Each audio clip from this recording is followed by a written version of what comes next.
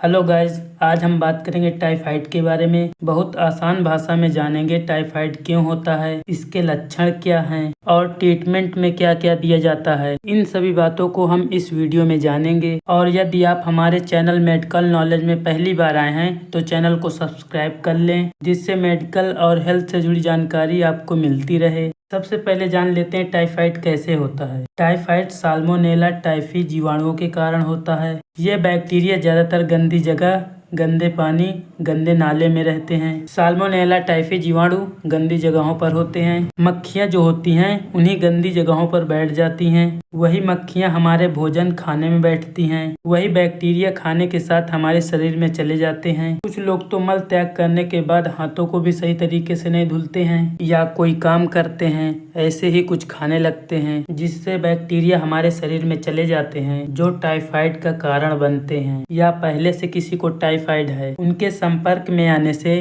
खान पीन की चीजों को शेयर करने से साल्मोनेला टाइफी या साल्मोनेला पैराटाइफी जीवाणु दूसरे व्यक्ति के शरीर में प्रवेश कर जाते हैं, तो इससे भी टाइफाइड हो जाता है। टाइफाइड के लक्षणों को जान लेते हैं, जिससे टाइफाइड को आसानी से पहचाना जा सके। इसका सबसे पहला लक्षण होता है बुखार आएगा, सुबह कम रहेगा, रात को अचानक बढ़ जाएगा, शरीर तेज तपने लगेगा और कभी कभी पेट में सूजन आने लगती है, पेट फूलने लगता है। हफ्ते भर में पेट में काफी सूजन आ जाती है और खांसी आने लगती है, कफ आने लगता है और धीरे धीरे पेट में दर्द होगा। तो इससे कुछ लोग समझ ही नहीं पाते हैं कि उनको टाइफाइड भी हो सकता है। पेट का दर्द होना और पेट का फूलना, कफ आना, रेड स्पॉट हो जाना, तो इससे अंदाजा लगाया जा सकता है कि उस व्यक्ति को टाइफाइड है। इसके बाद ये भी देखने को मिल सकता है उस व्यक्ति का वजन कम हो रहा है, भूख नहीं लग रही है, घबराहट होने लगती है, पल्स कम हो जाता है, चिड़चिड़ापन होने लगता है। तो ये होते हैं टाइफाइड के सिम्टम्स। इनसे अंदाजा लगाया जा सकता है कि सामने वाले व्यक्ति को टाइफाइड है। अब बात आती है टाइफाइड से कैसे बचा जाए। साफ पानी पिए,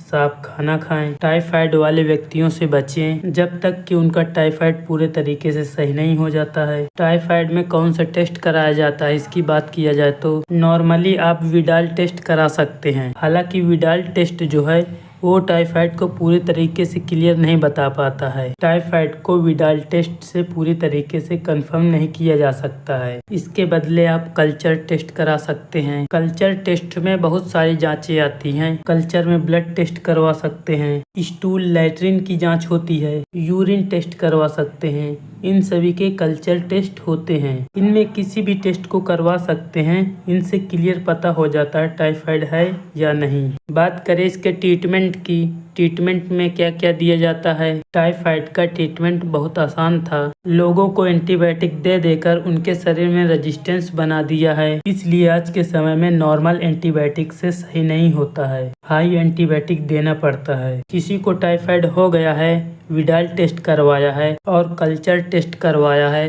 पॉजिटिव आ रहा है, तो एडल्ट को सिप्रोफ्लॉक्सासिन 500 मिलीग्राम टेबलेट को सुबह शाम खाना खाने के बाद 7 दिनों तक दिया जा सकता है। यदि इससे आराम नहीं मिलता है तो इसके बदले आप एजिथ्रोमाइसिन 500 मिलीग्राम टेबलेट को दिन में एक बार 4 से 5 दिनों तक दिया जा सकता है। डोज के हिसाब से इसे छोटे बच्चों में, प्रेगनेंसी में भी दिया जा सकता है। सिप्रोफ्लॉक्सासिन प्रेगनेंसी में नहीं दिया जाता है और फिर भी इससे भी आराम नहीं होता है। सिफेक्सिन 200 मिलीग्राम टेबलेट को नाश्ते के बाद सुबह शाम हफ्ते 10 दिन तक दिया जा सकता है। यदि आप सिप्रोफ्लॉक्सासिन दे चुके हैं, एजिथ्रोमाइसिन दे चुके हैं और सिफेक्सिन भी दे चुके हैं, इनसे आराम नहीं मिल रहा है, तो इसके बाद सेफ्ट्रोक्सोन 1 ग्राम का इंजेक्शन एडल्ट को सुबह शाम आईवी 1 हफ्ते तक दिया जा सकता है। एंटीबायोटिक में इसको दिया जा सकता है। बुखार में पैरासीटामॉल 500 मिलीग्राम टेबलेट को दिन में 2 बार या 3 बार